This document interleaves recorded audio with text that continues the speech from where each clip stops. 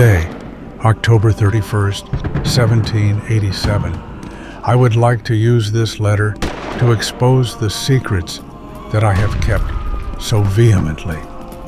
Secrets that I have wanted to share with many just to reassure myself that what I went through was a truth that I should not question, but that in the end I chose for my own safety because such reports would be blasphemous in the eyes of all the fools who have not yet understood the terror that exists in the shadows of this city. It has been exactly 5 years since I fled my old village, which I do not miss one bit. I hope that what I witnessed 5 years ago can positively serve the men who resist in this bitter and sinister conflict. My city is being taken at this very moment as I write this farewell letter. I am in no condition to run or fight because my illness has already overcome me, and my only way to fight back against the invader will be through my knowledge, which I share today without regret or fear.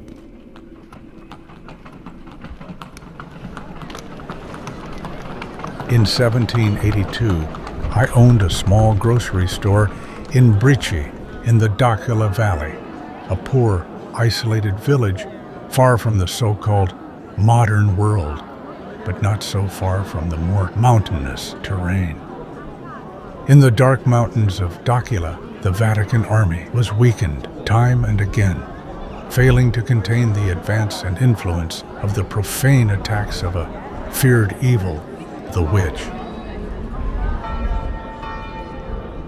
The people of the village were simple, guided by tradition and devotion, whether out of pure faith or the need to cling to the tenuous hopes that they had left. After the long march of the soldiers under the orders of the Vatican, a few days ago through these streets, prayer was all that was left for us.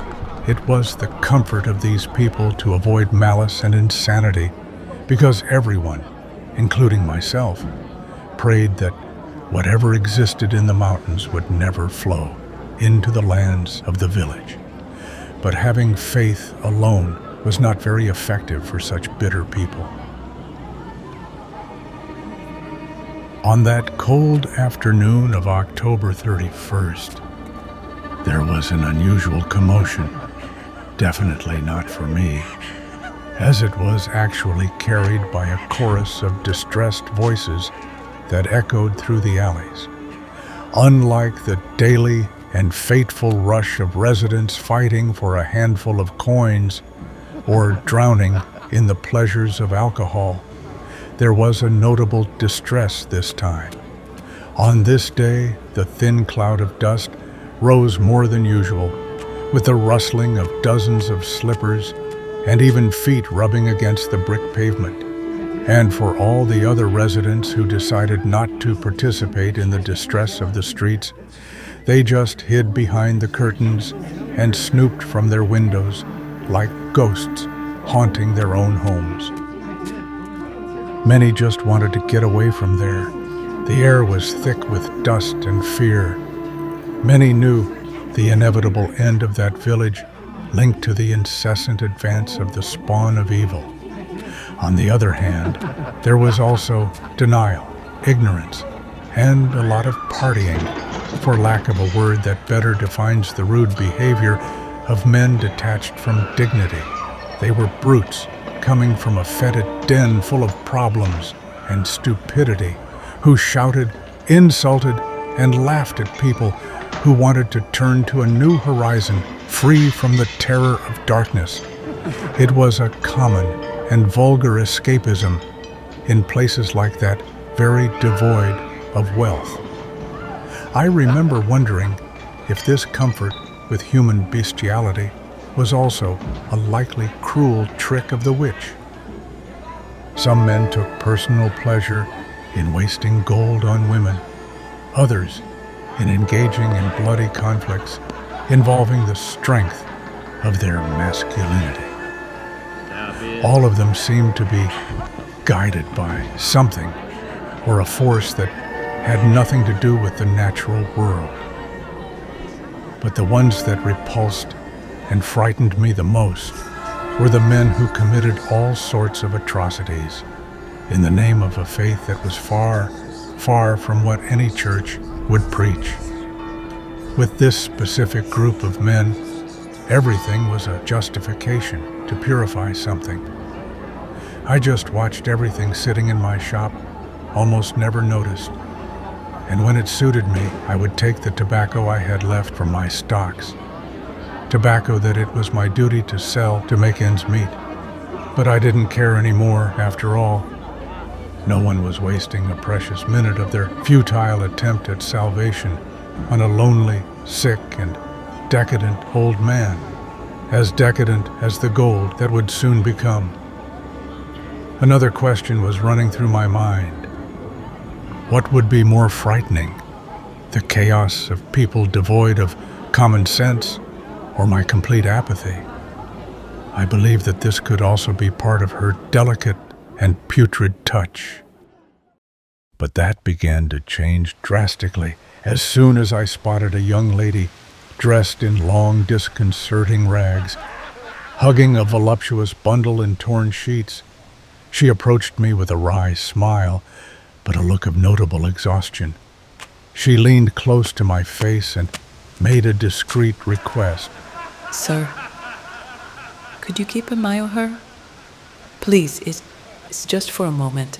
There are some men there and, well, I promise I will recompense. There's no need, miss, I replied, already understanding the nature of her request. I assure you that I'll keep an eye on her. I'm old, but this left eye still sees a lot. She smiled awkwardly and thanked me with a slightly suspicious look. What's her name? Davina. It won't be long. I don't tell where or what I went to do. I'm an old man with only one good eye, but oh, how badly I hear. Smiling ironically, she gave a wider smile full of relief. Let's leave like that then. I watched her for a while her mother did what a woman, cornered by despair, could do to feed her child. And so she did, crossing the street and finding two of the men who were partying in front of the tavern. They were customers she knew very well, very intimately.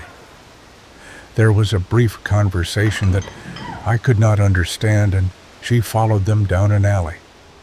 Almost an hour had passed, and Davina, as her mother called her, was sleeping with enviable ease. Seeing that showed me how far from peace everyone here lived. There was serenity when looking at her, but I only had to look across the street to see chaos dancing in this village. After another brief wait, the young woman returned from an alley with a more brisk walk and paying attention to possible looks from others. Two apparently drunk men then emerged from the same place, but one of them had different plans at that moment, refusing to pay her fairly as he had done on other occasions. And I admit, I wasn't surprised. In Breachy, opportunists easily appear in the face of skillful impunity. But damn it, woman. Looking back now, I think she should have been content with just half the change. Soon, an intrigue took hold, and faced with a group of fanatics who had been in need of hysteria for too long. The result of this was an even greater hysteria. What does this mean? Have you no word? You think you can make demands of me, you whore? Take the change you earned and get out of my sight. Give me what you owe, damn it! As I said before, in that village, detachment from dignity was already common, so the drunkard humiliated her with a loud slap on her right cheek, laughed as he poured his brandy over her, and the young woman's small cut on her lower lip, which was already burning, now began to burn even more as it was bathed in alcohol. But the real burning was that of wounded pride and the hatred she felt as she fell into the mud. She began to insult him in tears, and I, with my left eye that could see, was astonished, and only said to myself in a tight whisper, "Don't talk." You bastard! Brute! Coward! I'll make sure they know what a damned man you are! Don't talk. I know everyone you owe, and everyone you steal their drinks from. Don't talk, woman. I'll tell them all and watch them eat you alive with their raised knives. Stop talking. And I'll watch you waste away bathed in blood. Your family of swindlers and all your drunken scum will die, and you will suffocate until death itself sends your filthy souls to the fires of hell. And may they burn, damn ones. But for all their infinity.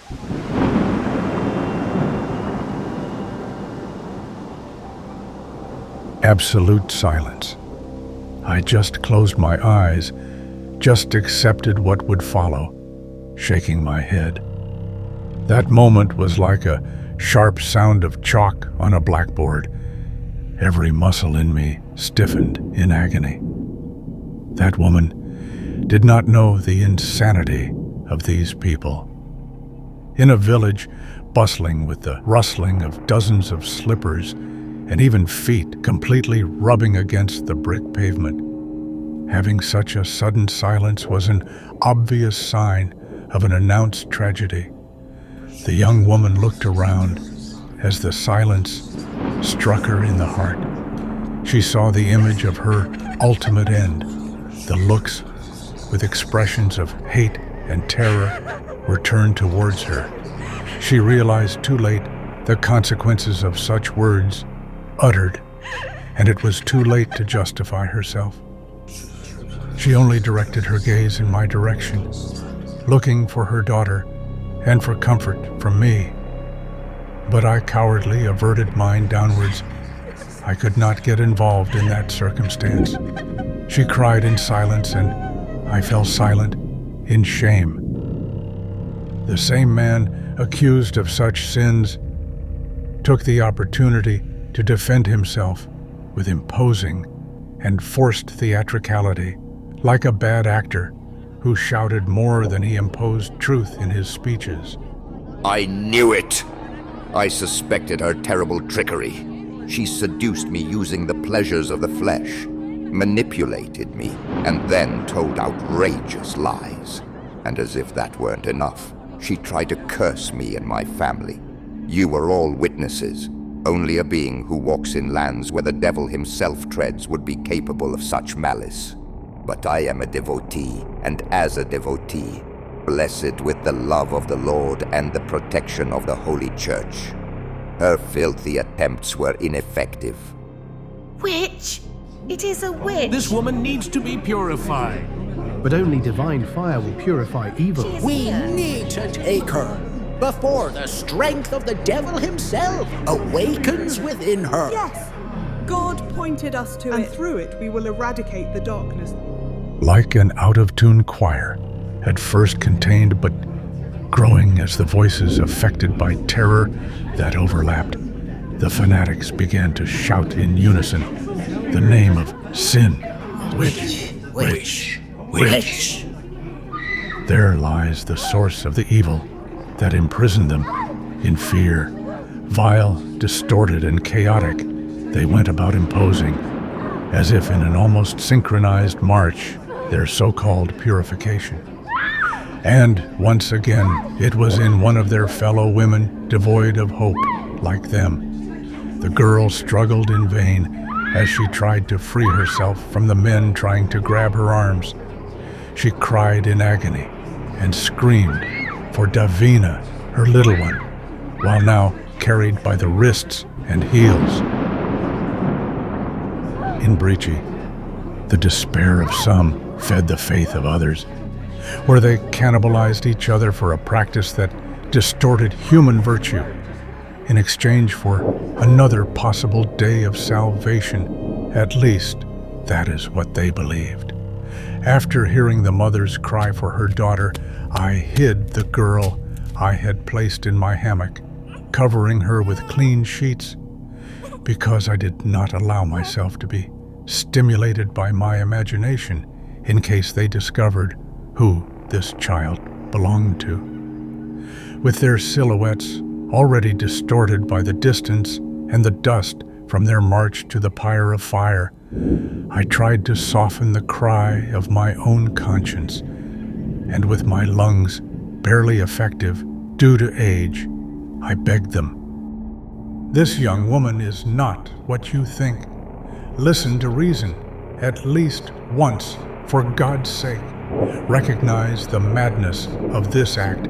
This is the work of the true holder of evil, the damned one who contaminates your hearts with fear and hatred. Please, your minds are tainted, but seek the heart. Seek the mercy of our Lord. I beg you to... Shut up, old man. Stay in your filthy hovel and keep your mouth shut. Or are you a familiar of the witch? You'll be the one to seek sanity here, or I'll have them find a second pyre that will suit you just fine. Luckily for the girl or not, it was starting to rain. This would help postpone her cruel end, but would further inflame the hysteria of the men who believed her to be a legitimate witch. And of course, so would the vile speech of that man with a dirty soul. Ha! How convenient. This is the proof, gentlemen. When discovered, she controlled the skies with the use of black magic, wanting to avoid the divine fire. But the sky will open again as surely as God wills. Keep your faith firm. From his screams around the smell of saliva and distillate, a metallic, vibrant, and shrill sound suddenly emanated from my grocery store. It didn't sound like that of a fly circling my fruits.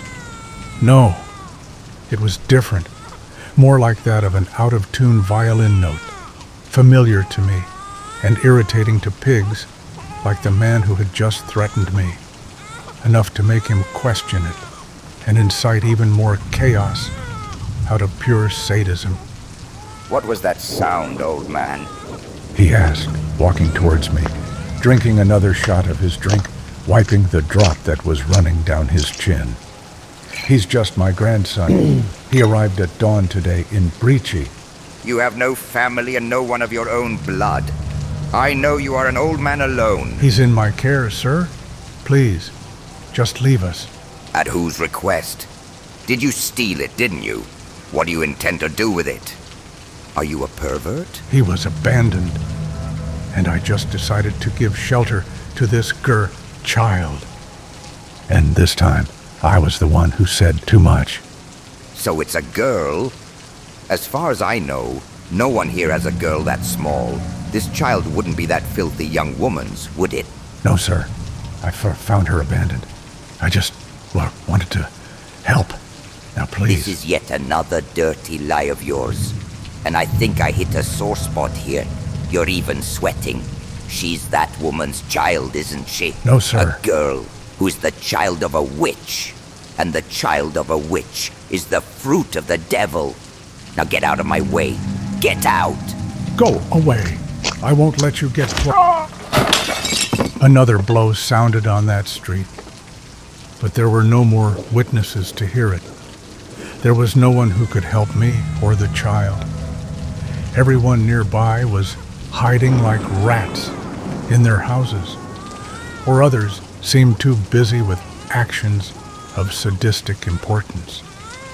His blow knocked me to the floor of my store, and then I received another blunt blow from his boot in the stomach. The drunk continued to make his way, knocking over and kicking boxes. Food, herbs, and tobacco rolled across the floor, and I could not get up because I could barely breathe. I was incapacitated, wondering what he would do to little Davina. Face down on the floor, I found the small amount of ash I had previously knocked out of my pipe, and I think I preferred to dwell on it rather than turn my eyes to the cruelty that was to follow. She would not stop crying, and I dreaded the thought that once the crying ceased, the sound would be in my memory until the day I died, and I would be left with nothing but anger and self-loathing for not being able to save an innocent soul who had scarcely been able to experience the simple pleasures of life. What followed at that moment would be part of the deep secrets of this old man. Secrets that no man reveals to the public for fear of stigma or popular judgment. You can call it the ramblings of a mind weary of time, a lie fabricated for campfire songs, or simply call it a genuine miracle. The ashes of my tobacco began to glow with each passing second, just like my furnace. The orange-red glow intensified like the brightness of the sun at its peak. The brightness caused a burning sensation on my face that dried my eyes, and all this accompanied by a peculiar smell, a woody smell mixed with that of dried sweat on old leather and a very pungent rust of iron. Only I paid attention to my senses. The bastard was busy getting drunk on what was left of his bottle.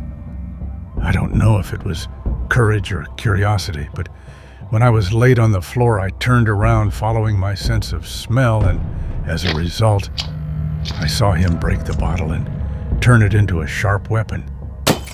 He looked at the child with a chilling obsession and wide eyes, but clearly having a brief hesitation. Now the drunk is a wretch with a dirty soul, but he was still human. Such an act of violence was conflicting even for the most bitter of men. But unfortunately for me and Davina, he had already made up his mind. He made the sign of the cross and said the words, "Deliver us from evil, my Lord." He said with a small, distorted, almost inhuman smile, and the drunk raised his jagged bottle like a dagger. The blow was struck, fatal and accurate. All I heard was a chilling scream of pain. I opened my eyes in astonishment. The man was writhing with his arms behind his back in agony. He turned his back to me, wanting to see what had hit him from behind. That's when I saw it. Not the bottle, but a real dagger, in gold and silver, buried in his back up to the limit of the hilt, and which soon disintegrated into ashes in the air. His grunts of pain only increased as I noticed a thin orange-red flame flowing from his eyes, like an ethereal serpentine of sparks. His skin dried and his face smoked. His hair fell out. It was like watching him age in seconds. His body fell to his knees, mummified and blackened. There was no longer a drunk, just a sad carcass. I got up from the floor with great difficulty and went to the hammock where Davina was lying. Her shrill crying was no longer there. Anxiety took over my heart, and I quickly took the sheets off her. They were bloody, but thank God, or something far from his glory, the blood did not belong to her. But the absence of crying still tormented me greatly. I called out to her energetically, "Davina, Davina, poor girl, what has he done? Why doesn't she open her little eyes?" And from the back of my store, from its darkest corner, an almost guttural, gritty voice with a distinct and small, cavernous echo reached my ears, almost like a whisper. Silence. "God, who are you?" Ask him in your prayers, old man. Maybe he will answer you. Scared, I continued to touch the child's tiny hands and keep my eyes on the silhouette. I couldn't say what I should pay more attention to at that moment. She will live. I put her to sleep. We don't need to draw more attention than we should. Even though I was afraid, I could hear the truth in his words. It was almost as if he could control my emotions when he spoke. Coming from such a somber voice, it was surprising to feel so relieved and emotional. It was the news I needed to hear. I left her sleeping comfortably in the hammock and walked quickly to the sidewalk in front of the store to check if anyone else had heard the screams. But it seemed that everyone was still focused on their stupid mission. Now, returning to the grocery store, a little calmer and more balanced, I could see him a little better. Even in the rain, the little light that was emitting from my furnace in my store reached part of his clothing. The chrome details that sparkled with the light of the fire were noticeable. The smell of iron that I had smelled moments ago came from the long chain wrapped around his arm. At the end of it was a kind of silver crucifix with golden carvings that swung and turned slowly. The base was long and pointed. It looked heavy and very expensive, the kind of wealth that could only be seen in a sumptuous cathedral. He had a worn and scratched mask, but it intriguingly shone like polished silver. It covered the upper half of his face, and his eyes shone through it like burning coal, but with a less flashy intensity. His long brown robes were a dry-out and worn leather, with a high collar that covered the entire lower half of his face, or at least where a face should be, and on top of his head an old tricorn hat. At his waist he carried a pistol, or something that resembled such an object. It was considerably more robust and imposing to be a pistol, but also too short to be a rifle. What I can say for sure is nothing looked like that, but noting the patterns of golden carvings on his crucifix and the reliefs of Catholic iconography, I could conclude that only the Vatican would be capable of such a feat. I cannot forget that, among all his picturesque characteristics, his energy was the one that stood out the most. It was like a sensation of simultaneous cold and heat. Sensorially speaking, being close to something so strange was quite conflicting. But for some reason, I didn't want to run for my life. I just gave in to my curiosity. Now let's get to what interests me. What do you want from me? Herbs. What? Look, old man, it's a simple transaction. I have gold and you have herbs. Give me some of your Angelica and you'll have your gold. Well, take your pick, at least from what's left of me. What happened here was a huge mess.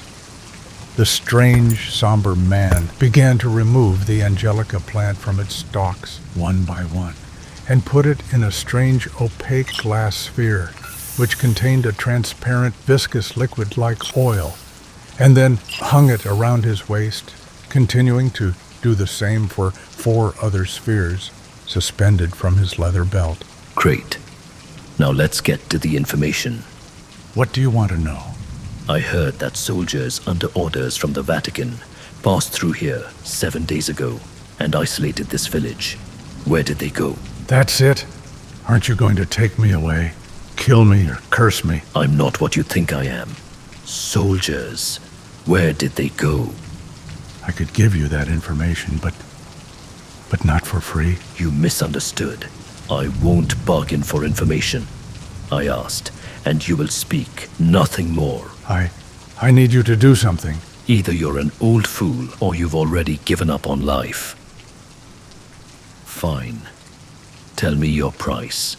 Not for a price. In exchange for a favor. I don't have time for this. Name your price, or I'll take it by force. Please. The rain will stop soon, and that young lady on the pyre is innocent. I can't help, but I know that would be easy for you. It would take a lot of gold for that, old man, and I already have a job to do. Now, speak. Soon, I could hear the group of fanatics. The sky has opened. The sky has opened. It has opened. It is open. The time has come to purge Breachy's darkness. The crackling of wood over the relentless flame would come very soon, and the chorus of voices, emotional groans, and joyful smiles as they gazed upon the girl tied to the pyre. Oh God, I think it is too late. Focus. For the last time, Which way did the army go? Save her, and I promise to give you everything. Look at me, old man. You know what I am, don't you? I know you've already realized the origin of this mask that speaks to you. So tell me. Tell me! You are a prayer. And what do you think will happen when a profane existence like me takes your precious girl off the pyre? I do not know. I will only serve to justify what they believe. These people do not give in to reason or to the righteous. They only listen to what they want and when they want to hear it. She is already dead. Taking her off the fire will not save her from public judgment. The fire was beginning to generate enough smoke to suffocate the young woman trapped in the pyre, long before the flames reached her body. The portrait of this moment was one of agony for all those who did not agree with the suffering of others, or for those too cowardly to raise their voices against the fanatics. All the insane people in front of the pyre envisioned easier times, free from malice and sin through sacrifice, which, ironically, continued in a perpetual cycle, feeding the atmosphere of horror and even darker times. I sat in my chair with my back bent and arms resting on my knees.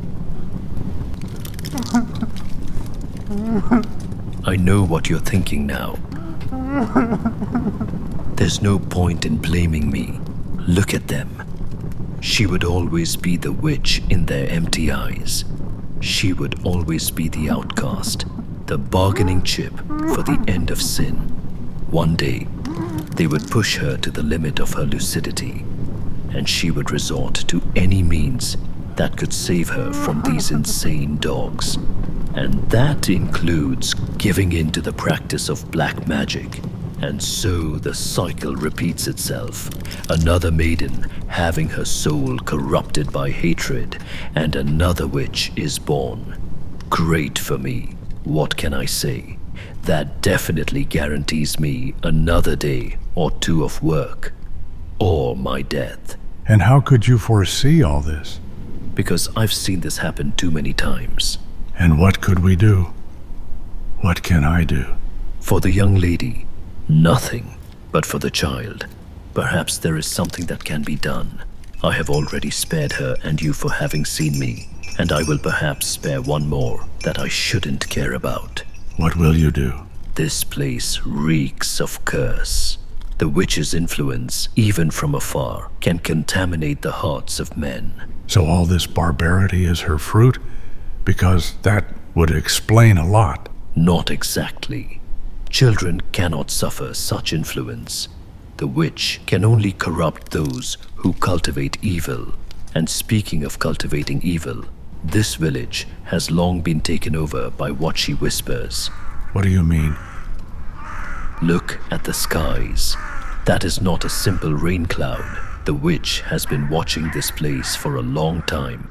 My arrival here was late. Do you have some plan to stop her? I will spare the young lady from becoming yet another among the thousands of cursed ones in the witch's army. Very soon, the witchfire will manifest in her. Her soul will be condemned to walk in darkness. That is the most I will do today. Wait. Will this be the fate of all of us? Of the entire village? Let me ask you something, old man. How long do you think this afternoon has lasted? I can't remember. Exactly. Time no longer exists here. Natural rules are no longer allowed to act here, and no one with a soul already claimed by her leaves this land. Why do you think the men of the Vatican isolated this area? They are no longer trying to stop the witch from advancing here. They're stopping her from leaving here. Oh my God, we're all condemned to the fires of hell. Hell is not exactly what you think. But yes, let's say it is a terrible destiny anyway. Britchie is her territory now. And how do you humans say it again? I'm sorry, isn't... Go to hell.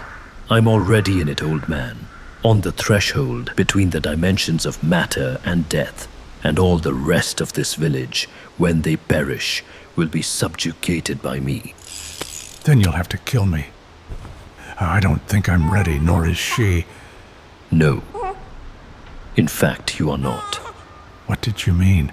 You will be spared today, and the girl too. I can understand her. But how would a decrepit person like me be spared? One act of kindness or courage at a time. Don't forget. At that moment, everything around me seemed to pass much more slowly. The second turned into a minute, and I realized that in the most absurd and unlikely circumstance, I was recovering my will to live what I had left to live. My true decline was in my mind much more than in my body, because I had no personal purpose or anyone to live for and fight for. My soul only did not fall into the witch's corruption because I raised my voice against her, against cruelty for the first time in a long time, because I abandoned my apathy. Apparently, this child fell to me like a magic charm at the right moment. Was it a coincidence or a miracle? I would not dare to answer, because either way I am afraid of the answer. Perhaps it was the manifestation of God's designs, His test of me, and His proof as a manifestation of His presence, or just complete chance. The answer being one or the other, both would be frightening. But if balance exists in the universe as in all manifestations of life, the existence of the witch must be confirmation that, in opposition to it, God acts behind the scenes in His own strange way. Now you need to get out of here. It's going to get ugly. Really ugly. Take the entrance to the village that's after crossing the river. Ahead, you'll find a trail. Follow it. I left my horse tied there so as not to scare it. Get it and take this crying girl that you're carrying in your arms with you. Before I forget, I know what the rumors say. Ask anything about a prayer and you will be cursed. But I think that's just superstitious talk. So, I'd like to know, could you tell me your name? Do you have a name? The army headed east, up the mountains. There is a road that leads there. The prayer stopped walking, and without turning to me, he put his right hand in one of the pockets of his belt, took out a gold coin, and dropped it on the brick pavement, answering me. Azel. My name's Azel. Or that's how I remember it. I took a few steps until I reached where he had dropped the coin, picked it up, and noticed that there were some 4-leaf clovers tied together with a string. I didn't understand exactly why. In the opposite direction to Pryor, I left the village, running towards the exit, towards the path where his horse was tied, as he had ordered me. When Azel strayed from his original mission to free Breachy Village from darkness and temporal stagnation, the witch soon became aware of his presence and sent her winged subjects, the damn crows. Sometimes in a mob, they mimicked a black rain cloud. Their blood-red eyes reported everything that was of interest to the witch, much to the displeasure of that prayer, I imagine. His job was to reach the witch's domains and infiltrate them without her knowing of his presence. A difficult task, since hundreds of eyes scan the fragile world of men at the behest of the Damned One, whether through black magic or the corrupt agents of the church themselves, bent on power. Azel's task seemed to be thankless, and like that of many other prayers who perished, the challenge was disproportionate. The witch almost always had the advantage, and this advantage had been confirmed as soon as the prayer arrived in the village.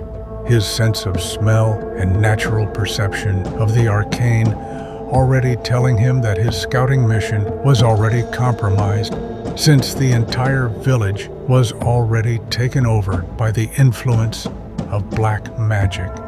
It is no wonder that he slipped almost imperceptibly into corners devoid of light to the inattentive eyes of the afflicted men and women who naively believed that they were being protected by the Vatican army, when in truth, they were only isolated, as nothing more could be done for the poor souls. I remember that when I was fleeing the village with Davina in my arms, I could hear explosions, horrifying screams coming from creatures too macabre to understand, and incessant bursts of gunfire. I even paid attention to the noises now so distant and so muffled as I untied Azel's horse, as if I wanted to guess his steps, his movements, and each act of retaliation and brutality against the witch's forces.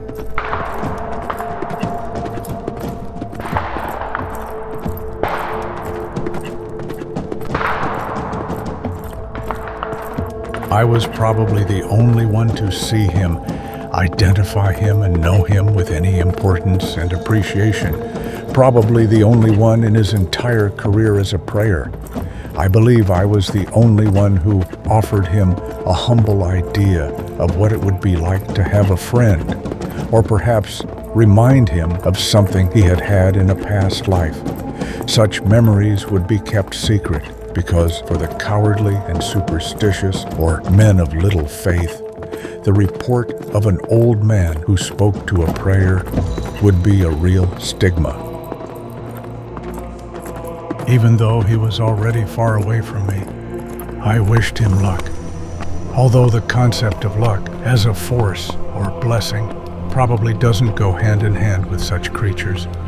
My mother used to say that luck is in the mouths of the angels who protect us and in the hands of the Lord who guides us.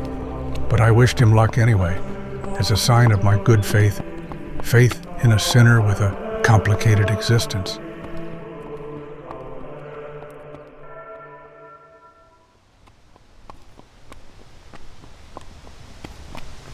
The feeling of leaving Brici was like that of a child tasting a candy for the first time, or a devotee who has never had the opportunity to visit a cathedral and be mesmerized by the art of illuminated, stained glass windows. And you would not be able to measure the sensation until you felt it with your senses. And just like these examples, breathing the fresh, light air, free from dust and despair, it was divine. Half a day of riding later, I arrived at a shack. The horse was very tired, and Davina was very hungry. Luckily, there was a couple there. We quickly received help when they noticed the little one in my arms. After leaving her in new sheets and well-fed, I passed out.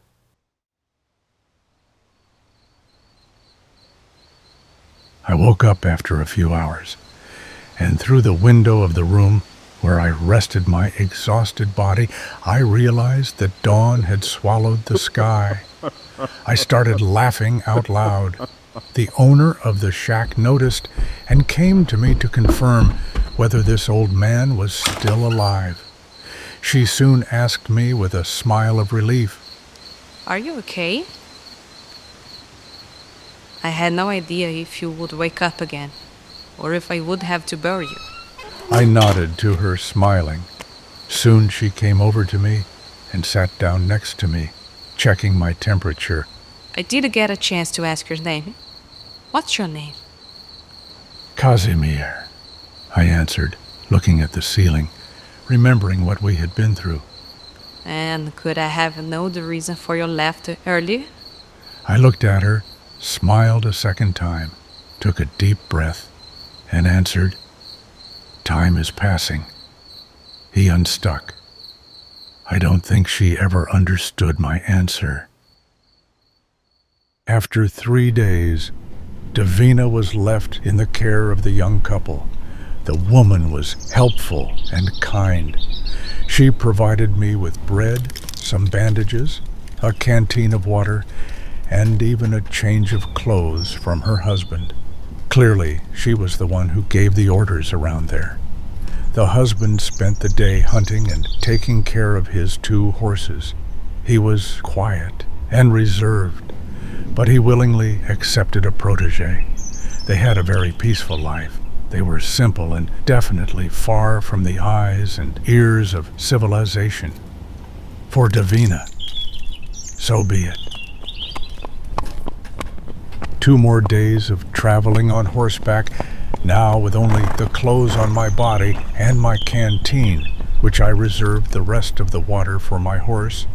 I took his reins and walked alongside him. It was time to put my tired knees to work again.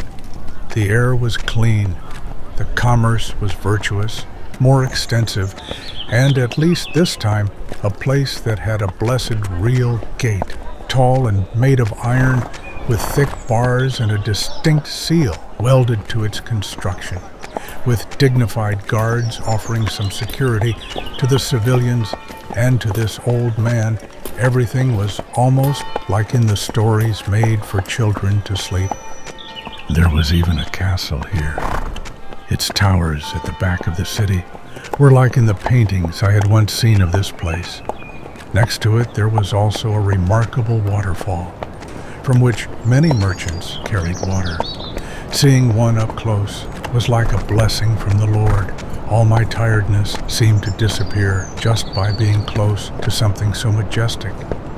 I guess I could call it my second divine experience, and better late than never, I began to live like I thought I would never live.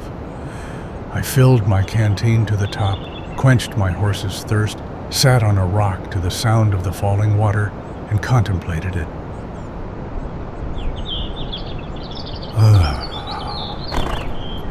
The waterfall of Iron Gate Castle.